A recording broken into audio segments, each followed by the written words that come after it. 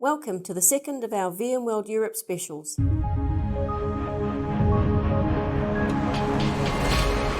this podcast, we catch up with Xtravirt consultant Nick Goldman with his thoughts and highlights of this year's event.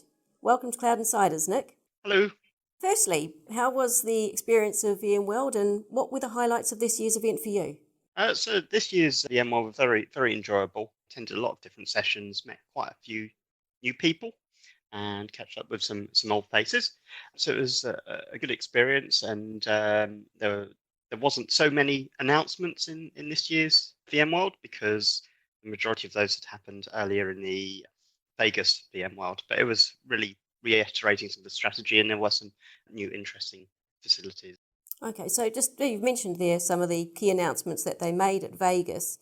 What sort of things that have come out of both those VMworlds have sort of got you the most excited for what's happening in the world of IT and virtualization? So probably the biggest announcement, and it's a follow-up from last year, is the VMware Cloud on AWS announcement, and it's now going to be available in sort of one region. So that was quite key, and also VMware's link up with Pivotal and Google on the Pivotal container service, and that will hopefully allow for linking up of Kubernetes in the data center and also the management within Google's compute engine. So what's that going to mean for organizations in terms of efficiencies? Yeah, so within the last year or so, Kubernetes has kind of become the de facto container management solution, and this will kind of allow for easy deployment and day two operations in the data center as well. Okay, great. Just going back, you briefly mentioned VMware Cloud and AWS. Obviously, that was quite a big announcement when they came out. You know, what should we be keeping an eye on with VMware now moving on to the AWS platform and offering that as their cloud offering? Well, this is a really interesting announcement. So it basically allows you to use existing vSphere environments and extend them out to the cloud.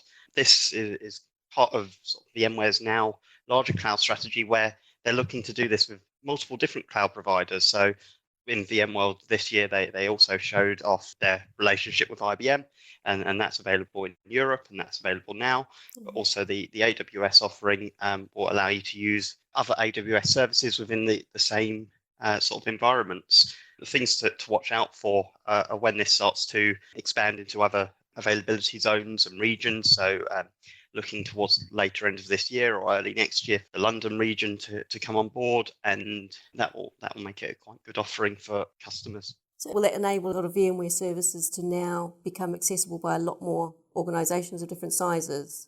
Yes, so what it will allow for is people who have got traditional enterprise applications that may not be designed for the cloud to be able to push those out onto the VMware Cloud on AWS platform, and then allow those to run in the cloud environment. And that will allow a greater transition time if they do want to re-architect those applications to be cloud native.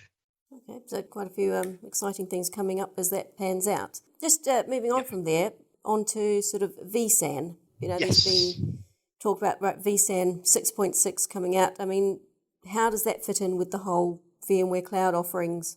So vSAN 6.6 came out a couple of months ago, and this actually, one of the interesting things that VMware are now discussing is that they're now offering is VMware Cloud Foundation, and this is a kind of package solution which comes with vSphere, vSAN, and NSX in a sort of easily deployable software-defined data center component. And this is actually, the Cloud Foundation is what they're putting onto all these different hybrid clouds, so the VMware Cloud on AWS and IBM, and also in your private data centers.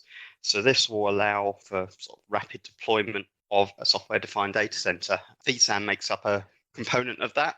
So in this edition, they've introduced encryption on the vSAN data stores and made it a lot more simple to manage the vSAN solution.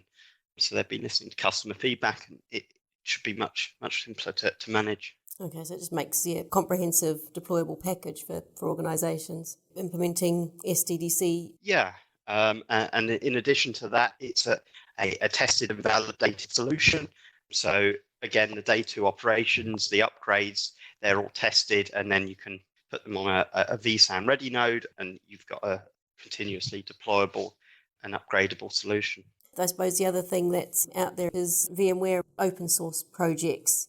How do you see that as a part of sort of the development of VMware? So this was actually quite an interesting thing. Now, VMware are a big supporter of open source projects. The biggest one that they're a big contributor to is the OpenStack project, which they've got their own implementation of on VMware Integrated OpenStack, but they also a heavy contributor to the open source project and to other parts of the community.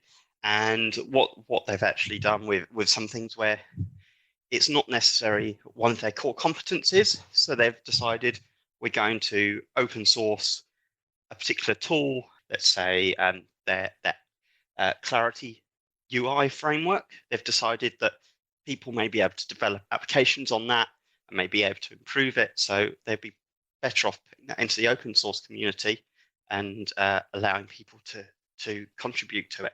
Right, so yes, it's getting the community more involved. Do you see that as something that is going to happen more often as we get on and develop? Yeah, so there's been a big change in view of open source in the world, and certainly in enterprises, they're now looking how they can use open source projects, and not only that, certain projects that aren't necessarily confidential, or frameworks, they can then push those back onto into the community, and that they can then be developed further. So one of the sessions I attended about open source projects was discussing how some organizations were actually open sourcing a lot of the stuff, and it was a way for them to attract good developers into the organization to show that we're an open and creative organization. Yeah, as you say, it's a good way to get development moving and probably get almost instant feedback from the community. Yes.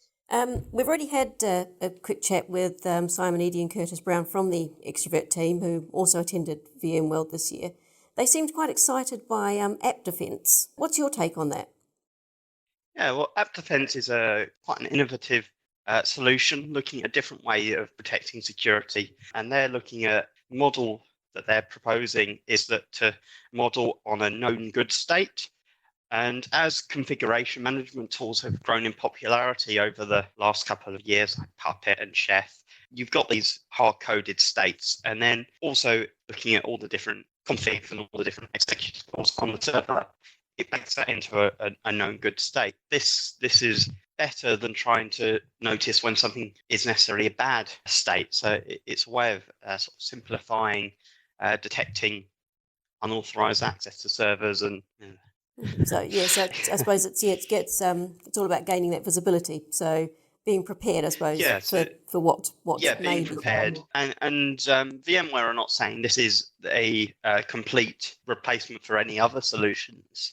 This is part of the sort of layered peeling the onion back to just provide another defense to environments within the data center. Right. Okay. Yeah. No, it sounds like something certainly to keep an eye on out there. Overall, from this year's event and your experience this year, how would you sort of sum up VMworld 2017?